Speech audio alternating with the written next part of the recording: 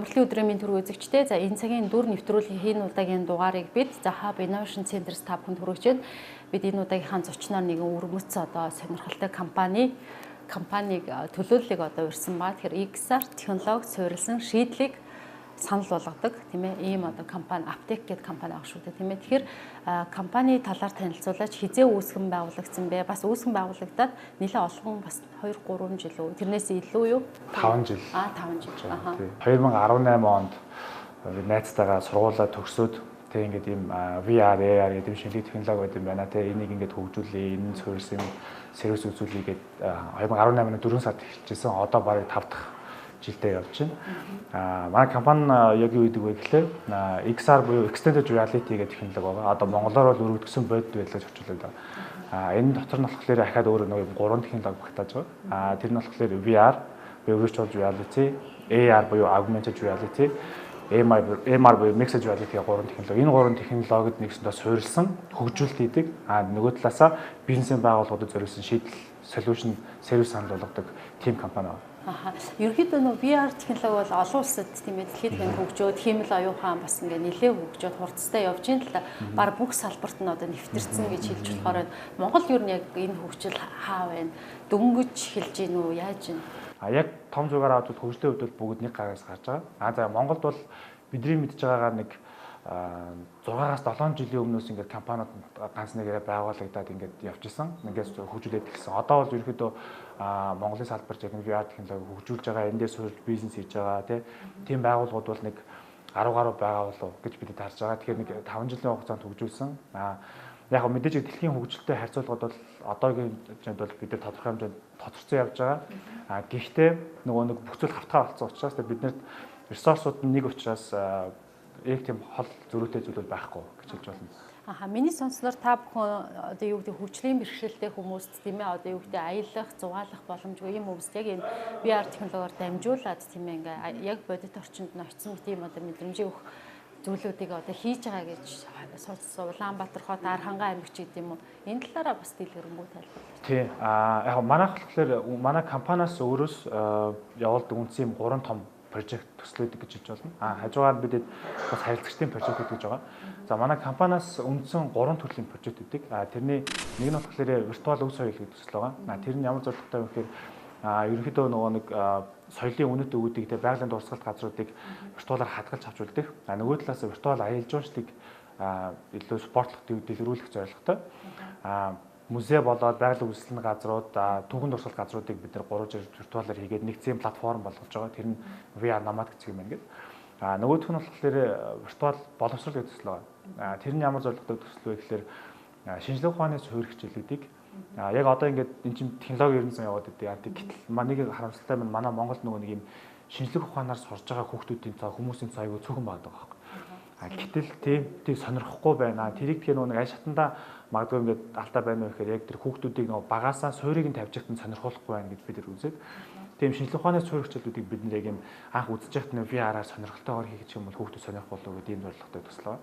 Ингээд таад ингээд тэ сандал дээр ингээд хөлөөлцсөн тэ ингээд хэдэн сар ингээд сууж ингээд удаа тэ ямар байна гэд асуусах. Тэг бид бас ер нь локдаун хэцүү байсан тэ бид чиг найзуудтайгаа уулзах чадахгүй нийгмийн харилцаа байхгүй ингээд нэг газараа байгаад хэцүү байсан гэсэн чинь тэгээ надад тэр залууд манай тэр төрсөн мэдрэмж нь юу гэхээр ингээд 1-2 сар л ингээд бид нар гэртээ суухад те ингээд ментали болон физикли аягүй юм хэцүү ам чинь те 1-2 жил те 20-30 жил ингээд гэртээ байсан те гэрээсээ гарч чадахгүй байгаа юм тусгай хэрэгцээтэй хүмүүс ямар байдаг болоо те тэгэхээр хэдүүлээ ингээд өөртөө хийж чаддаг ямаараа тэр хүмүүст ингээд яг юу хийж үзхийг хүсдэг хамгийн их хийж үзхийг хүсдэг зүйлийг бүгдээр ингээд хийж өгөө гэдэг ийм санаа гаргаад тэр маань ингээд бид хөгжүүлж авч байгаад Little Happiness гэдэг нэртэй тийм нийгмийн төсөл болгоод тэгээд бид яг ийм 4 одоо тусгай хэрэгцээтэй хүмүүсийг сонгож аваад тэгээд тэр хүмүүсийг яг ингээд юу хийж үзхийг хүсэж байгааг нь хамгийн хийж хүсэж байгаа зүйлийг бид нар өөрсдөө манай багийнхаа явц зураг авахыг аваа тэгээ ингээд хөгжүүлээ тэгээ ингээд тэр тухайн хүмүүстэй ингээд үзүүлсэн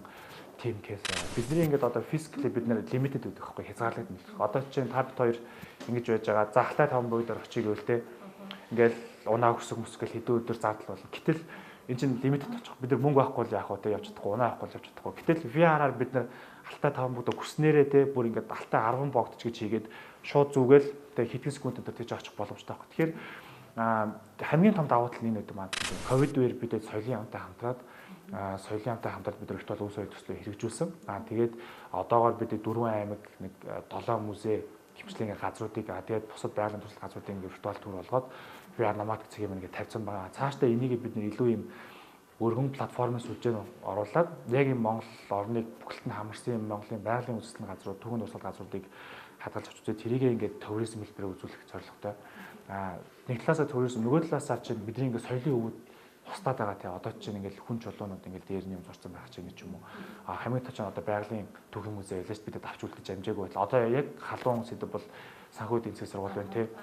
Энд чинь ингээд энэ нэг талаас ингээд хотын соёл болчиход идэг. Гэтэл ингээд бид нар хадгалж авч үлдэхгүй нураа цаа. Гэтэл тэрийг бид нар виртуалаар хадгалж авч үлдэх боломжтой байхгүй. Тэгээ виртуалаар хадгалж авч үлдээд магадгүй 200 жилийн дараа ийм байсан юм аа гэж хажууд нь хоцсон юм шиг үзэх боломжтой. Тийм бас зорилготой гэсэн үг. Ерөнхийдөө яг мэдрэмжийн хувьд ямар ах бол та яг тэрийг хэлж өгөөч хүмүүс яг юу гэж ингээл яасан юм шиг болт юм бэ гэл тэ бодтой бас мэдрэмж авахгүй байлгүй дээ ч гэдэг юм уу магадгүй үзээгүй хүмүүс тэгж сэтгэжээж магадгүй л дээ тий ийм анх үзэж байгаа хүмүүс бол аюу гоё байдаг тэ ингээд яг очсон юм шиг яа тэгэхээр угаасаа тийчээ очиод зураг авцсан тэ асуудал бүр очсон юм шиг хийцэн учраас хүмүүсөө маш гоё сэтгэл зүр. Тэр нь бол ихтэй их хараа зүг байхгүй. Ер нь бол virtual reality гэдэг үгийг ингээд задлаад үзэхээр жоохон сонир Монгол руу буулгахад хиймэл бодит орчин гэж хэлээд байгаа байхгүй. Хиймэл хэрнээ бодит тий яагаад хиймэл хэрнээ бодит байгаа даа буюу virtual бодит орчин чинь өөрөө VR чинь өөрөө ямар зорилготой вэ гэхээр хиймлэр бүтээсэн тэр орчноо яг бодиттой юм шиг мэдрүүлэх гэж хичээгээд байгаа юм л байхгүй. Маш энгийнээр тайлбарлавал тий. Одоо жишээ нь одоо ингээд нүдэн төсөөлөлд та хоёр ингэ суужгаад за би одоо таныг Amazon-ы ширэнгөө тавиачих чи тий.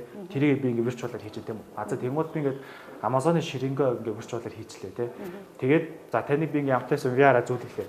За ингээ зүүлгэсэн чинь та ингээ хараа 100% тэгэхээр ингээ нүдэнийгээ харсан чинь ингээ хаашаач харсан ингээ Amazon-ы ширэнгөө байна тий. Навч маач тий.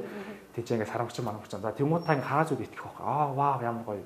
Ер нь бол хамгийн гол ажилдаг зүйл нь хараа зүй байхгүй. Ягаад тэгэхээр хүний нүд чинь нөгөө нэг тархинд шууд мэдээлэл дамжуулаад нүд юу харна тэр нь тархитдаг.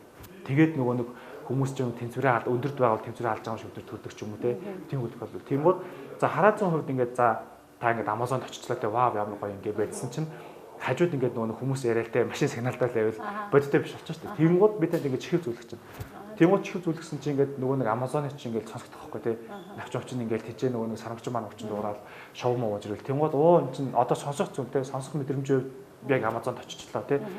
Тэнгууд ингээд байдсан чинь тийм хөрх одоо ингээд цаашаа ингээд явж байгаа тийм хөрх юм тийм гоо тэгээ байдсан чинь ингээд нэг хүн таныг бариад бол тийм эсвэл ингээд утсан буцаа ингээд бариад нэг юм тэгчүүл яг тэгмүүд хөрх мэдрэхүүн хувьд бас байж болно шүү. Одоо тэнцээ байгаа одоо Amazon-ы ширэнгэн тат чинь бард ч юм уу тийм хурж үзэх боломжтой.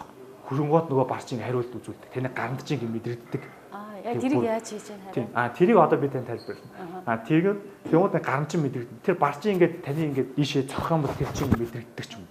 Эсвэл тэр ингээд ширэнгөө халуун юм чиглэл байх юм бол халуун чиглэл нь тань мэдрэгддэг. Хэмжлэн ингээд хүрх мэдрэхүүн хувьд хүрсэн. За бараг л төгсөж чад бас тий. Гэтэ нөгөө нэг одоохондоо яг VR технологийн хүрч чадаагүй 2 мэдрэг байгаа. Тэр нөгөө нэг амтлах, үнэрлэх гэдэг 2 мэдрэх үг. Яг одоо чинь би танд Amazon-ы жимс яг хуу банан амталж болно. Гэхдээ ингээд тэр чинь VR дотор амталж байгаа чинь шууд мэдэрдэггүй. Үнэрлүүлж чадахгүй байна. Гэхдээ бусдаараа бол сонсох, харах, хөрөх гэдэг мэдрэхүүнүүдийг тэр хиймэл орчны бодит юм шиг мэдрүүлнэ гэдэг чинь өөрөө энэ нэлийн төгсөн байна гэсэн үг байхгүй юу? Хөрхийг яаж мэдрүүлж байгаа юм бэ та асууад байгаа тийм. Хөрхийг мэдрүүлэхийн хувьд болохоор технологийн шийдэл нь аль үжээ одоо гарцсан хэрэглэгдэж явж байгаа. Ийм haptic suite гэж байдаг. Haptic globe буюу бэлинүүд. Буюу одоо та ингээд бэл өмс чинь, хувц өмс чинь тэгмүүд та ингээд гараараа нэг юм амьтанд хүрлээ гэхэд яг тэр хурж байгаа мэдрэмж чинь тэр бэлээ чинь танд өгнө. Одоо энэ чинь ингээд даралт өгнө шүү дээ. Даралт мэдрэгдэнэ. Одоо та ингээд бодит орчин дээр ингээд алим хатгаагүй ингээд гарна ингээд нэг юм түлхэлт өгөөд нэг юм болдог шүү дээ.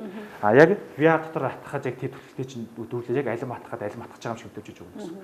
Haptic suite буюу тэр хувцас нь яадаг вэ гэхээр ингээд яг одоо бүх энэ чинь мэдрэгчүүдтэй тэг ингээд таны та одоо чинь ингээд VR дотор ингээд тулалдж байгаад энэ чинь буудууд бол энэ чинь өвдөлтийн бүр мэдрүүлдэг.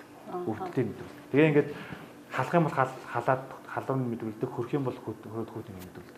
Тим шийдэл гарцсан одоо аль үжээ ингээд хэрэгдээ явж байгаа учраас яг юм бодит мэдрэмжийн хувьд бол бүр л илүү ойртой байгаа буюу одоо нэг виртуал тэг хиймлэр бүтээсэн орчин тэг бодит одоо бидний байгаа физикал орчны нэг зааг ялгааг ингээд баг багаар арилгах гэдэг нэг үг шүү дээ.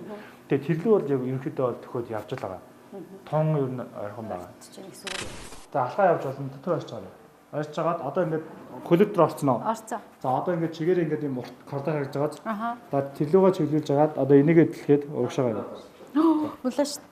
Явж байна уу? За одоо ингээд шууд алхаа явж байсан байхгүй юу?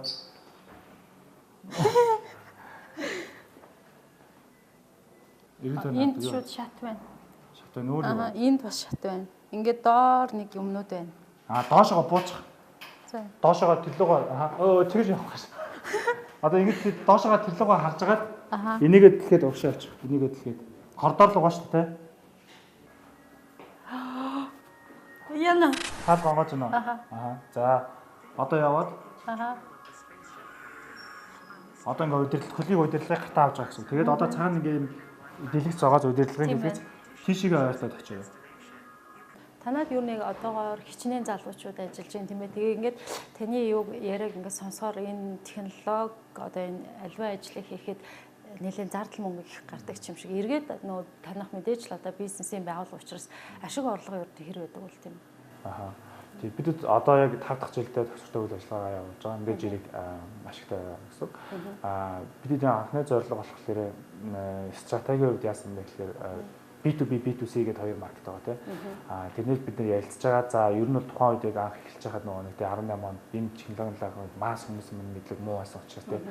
За арай л ойлгох боломжтой ингээ мөнгө төлөх боломжтойгоор бидүүлэхлээр B2B буюу ингээ бизнесийн байгууллагууд сервисүүлж эхлэе. Тэгээ ингээд явандаа хөгжөөд гэхээр B2C, B2C хэрэглэгчийн зах зээл рүү орё гэдэг стратегээр явсан. За тэгж явж байгаад одоо бид нар 80 гаруй харилцагчтай. За олон улсын байгууллагууд, төрийн байгууллагууд, соёлын яам гэх юм уу те. Гадаад харилцааны Монгол банк, за Нүүб одоо бид нар англи хэлчинтэй хамтарч ажиллаж гэдэг ч юм ингээд 80 гаруй харилцагч нартай би одоос нэг солиушнаа санал болгоод хамтран ажилласан. Явж байгаа. Хүний нөөцийн хувьд тэгэхээр нэг бас жоохон томоохон чаленжуудын нэг болоод байгаа. Яагаад тэгэхээр энэ чинь юм шинэ технологи манай дээр тэгж хөгжүүлдэг одоо яг тэр чиглэлээр мэрэгсэн хүн бэлддэг сургууль байх. Байх чинь. Одоо бид ингээд шүтээс ч юм уу ингээд зарим сургуулиудтай хамтарч нэг гэрээ байгуулад тэр чиглэлээр хүмүүс бэлдэхтэй. Тэр хүмүүст ингээд сургалт өгөх тэр хүмүүсийг дадлгажуулах талаас нь бид ингээд цаана хамтарч санамжууд гаргаж зугаад ингээд хамтран явж байгаа. Одоо ингээд зарим сургуулиудад ингээд бас VR-ийн ганц нэг ингээд юунууд нэмэлт хичээлүүд ч юм уу ингээд ороод ингээд эхэлж байгаа. Саашаалтай. Тэгэхээр хүний нөөцийн хувьд бидэд өөрсдөө нөгөө хүмүүсийг бэлдэж авах гэдэг асар их зүйл байна. Тэгээд тий заах тэгэхээр тэр маань жоох ингээд цаг хугацаа авдаг. Зардал эргээ кост болдог тий. Гэхдээ маа дээр одоо яг ийм VR-аар чиглэл рүү явтайс юм мэрэгшээд нэг багада 2-3 жил ажилласан хүмүүс байгаа. Одоо бид нэг 10 гаруй залуучуудаас бага бүрдүүлцэг ажиллаж байгаа. Тэгэхээр яг ингээд технологи шинжлэгдээд хурдтай өөрчлөгдөж байна. Бас та бүхэн ч гэсэн дагаад одоо юу гэдэг бас ингээд хөгжих юм одоо шаардлага тулгардаг байх л та. Энийг бас яаж одоо зохион байгуулж чинь тийм үү? Тий, ер нь одоо нөгөө нэг тим үг гарчаад дийлэнх болчиход байгаа шүү дээ. Хуучин бол ингээд хүчтэй нь хүчүүгээ гэдэг байсан тий. Одоо компани дээр бизнес дээр ч гэсэн тий. Гэтэл одоо болохоор аль хурдтай нь тий том жижиг хамаагүй бүгдийг барьж иддэг болсон юм. Тэгэхээр ялчгүй одоогийн бизнесүүд тэр цэма технологийн бизнесүүд нөгөө нэг хурд гэдэг зүйл айгүй чухал болчиход байгаа. Тэр цэма одоо сүүлийн яг ковидын үеэр чи нөгөө нэг технологийн хөгжлийг бүр илүү хийдхэн хурцсан тэнгууд тэр болгоныг маш хурдан хүлээж аваад тэнд нөгөө нэг тааруулаад бидэд өөрсдөө хөгжүүлдэг ихтэй бага хөгжүүлэх за солиушн хэрэглэж санаж шийдвэрүүдээ бас хөгжүүлэх гэдэг зүйлсүүд байгаа. Тэр болгонд бид нар байнгын нөгөө маркеттэй зах зээлийнхаа апдейтыг аваад тэмцээний ингээл юу болж тэр зүйлсүүдийг бид нар өөрсдөө судлаад тэрэндээ зориулсан одоо шинжилт апдейтүүдийг хийгээ явж байгаа. Тэрний нэг кейс бол одоо сүүлийн үед бид нар илүү юм AR-ийн одоо augmented reality технологид суурилсан үйлчилгээ сервисүүдийг компаниас санал болгож байгаа. Яагаад гэвэл нөгөө нэг хэрэглээний хувьд VR маань нөгөө нэг зөвхөн төхөөрөмжтэй байж илүү cool гоё болоод тэ.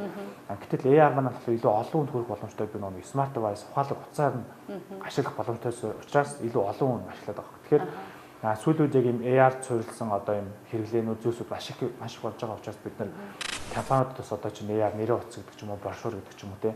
AR урилга гэдэг ч юм уу гихчлэн ингээд юм шийдлүүдийг санал болгоод одоо ингээд ажиллаж байгаа болоод байна. Компаниуд бол яг мэдээж ингээд тодорхой хэмжээний мэдээлэлтэй ч юм уу тийм ээ ингээд байгаа.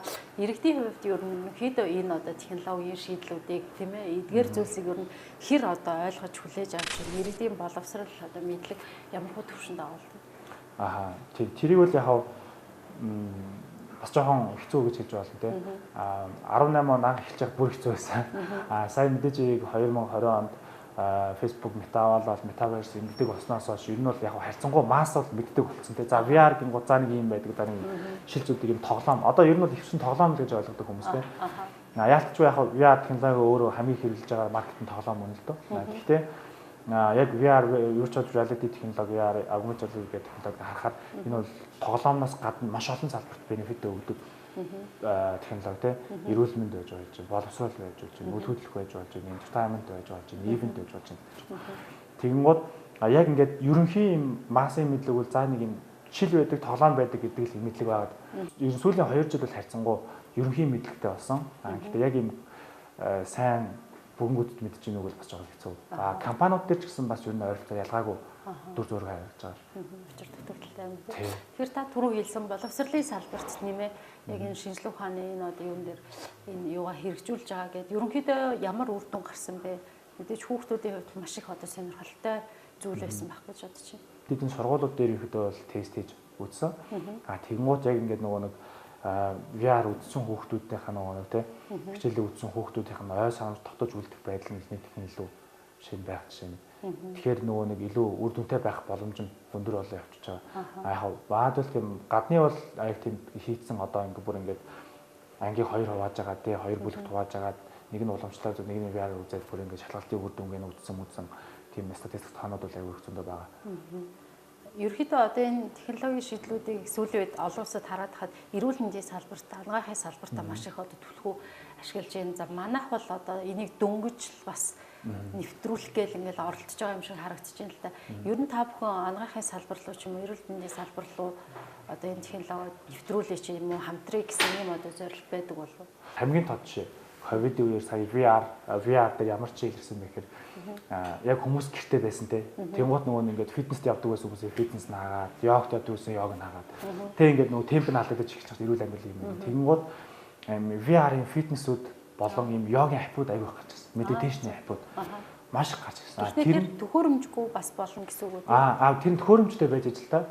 Гэтээ тэр нь нөгөө нэг илүү бодиттой нөгөө түр нэлгээдээ нөгөө хөрөлцөх болон харах сонсох дээр илүү нөгөө бодиттой нөлөөлж байгаа учраас хүмүүсийг бүр илүү ингээд сайн актив байлгаж байгаа. Яг ингээд зориултын мэрэгжлийн багштай бие дотроо тэгээ ингээд хүмүүсийг тасглаа хийгээд тим кейсүүд аягүй их байгаа. Дээрээс нь одоо спортын салбар руу бас их орж байгаа.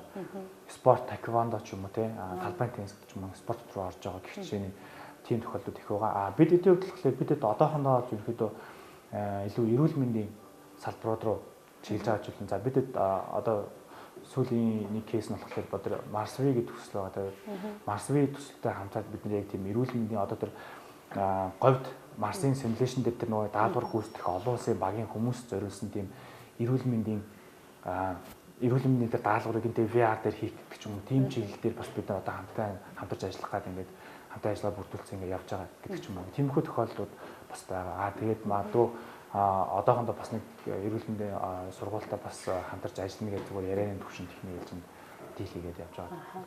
Ерөнхийдөө ингээд та дурдаад хаар энэ технологийн шийдлүүдийн ерөнхийдөө эерэг талыг ярьж шүү дээ тийм ээ. Сүрэг тал мэдээж байгаа одоо юу байдаг бол энээс яаж бас сэргийлэх ёстой вэ? Сүрэг тал дэмжиж байгаа. За VR дээр хэдүүлээ ер нь хүмүүсийн хэмтөөс жишээ аваа ярьч тийм. VR дээр болохоор сүрэг тал нь яадаг вэ? Удаан хэрэглэхээр нүдэн жоохон муу байдаг тийм.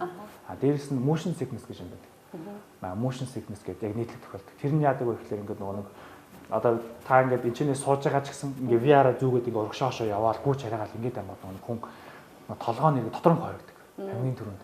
Дотор нь хойрно. Тэг ингээд толгоо эргээд сүлдээ хэрэг тэр нь ингээд бодох юм бол толгоо өвддөг ч юм уу. Тийм кейсүүд байгаа.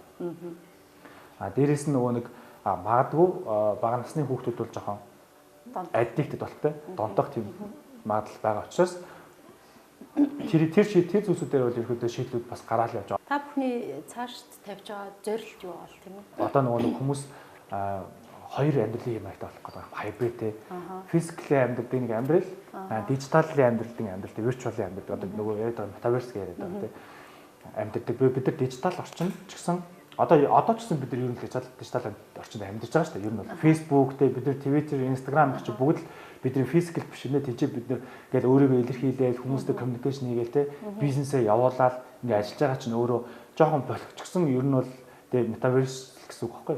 Тийч бид нар худалдаа авалт хийж байна те. Тэгэхээр одоо нөгөө технологийн шийдвэрүүд илүү юм виртуали те бүр яг дотор нь өөрөө ороод алхаж гүйж болдог түрүүний хэлдэг нөгөө хурж үзэж байрж үзэж болдог те. Яг тийм мэдрэмжтэй юм виртуал орчинд бид нар тэргүүд тэрлүү шилжин хүрсэн үсээгүй. Ягаад тэгэхээр бид нар ингээ шилжээл явж байгаа те. Тэрнийг одоо шилжих хүмүүс нь ч гэсэн одоо ингээ бэлтгэдэг явж байгаа. За тэр хүмүүс бол одоо яг нөгөө нэг Roblox тоглож байгаа те. Одоо Minecraft тоглоод өсөж байгаа. Тинчээ ингээд хүмүүстэй хүүхдүүд найзуудтай болцсон те өөрийгөө илэрхийлсэн тинчээ world бүтээсэн тэнд ингээд нэг ийм бууны те скинийг $100 асуулт бодлоод авчдаг тийм behaviorтэй хүүхдүүд өсөж байгаа шүү дээ.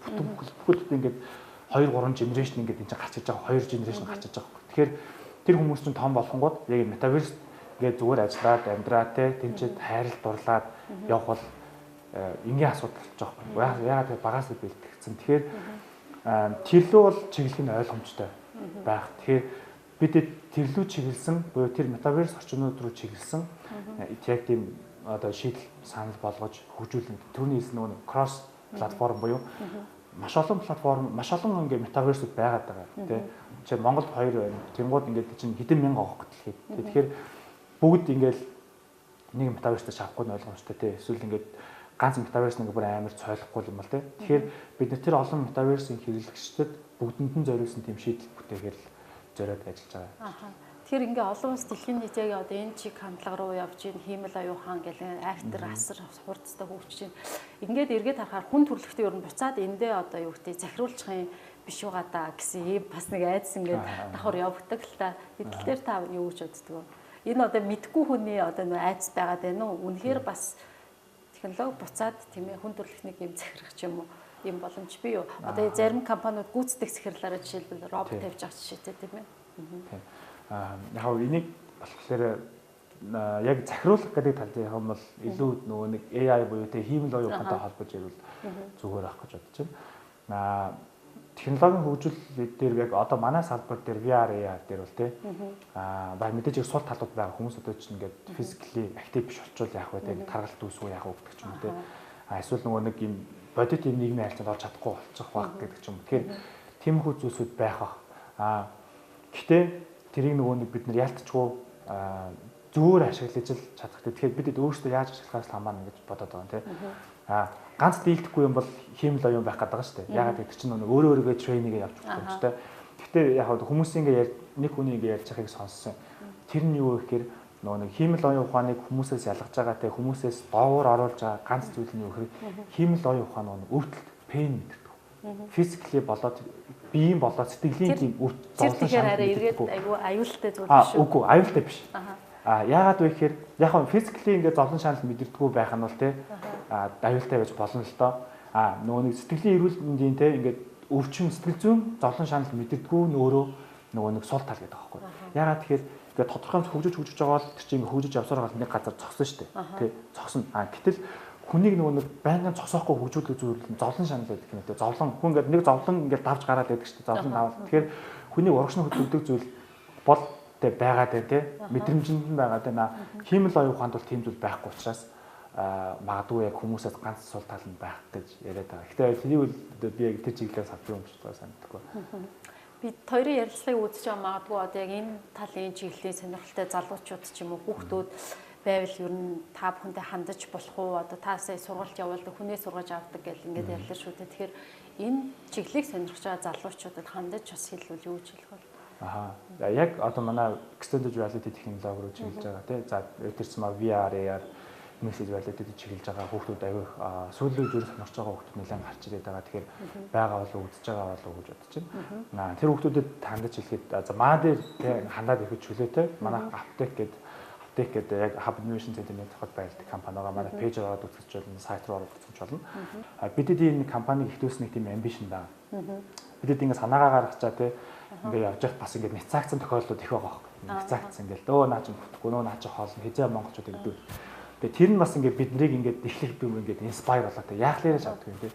Яахлаараа ингээд бид нэг юм шинэ одоо ер нь бол өндөр түвшний технологи гэж байдаг хай тэ хай технологи гэж байдаг. Яахлаараа монголчууд нэг тэ хай технологиг хөгжүүлж болдгүй юм ингээд жоохон ингээд шар гоцсон ч юм тэ. Тэгээд бидний хөгжүүлж эхэлсэн.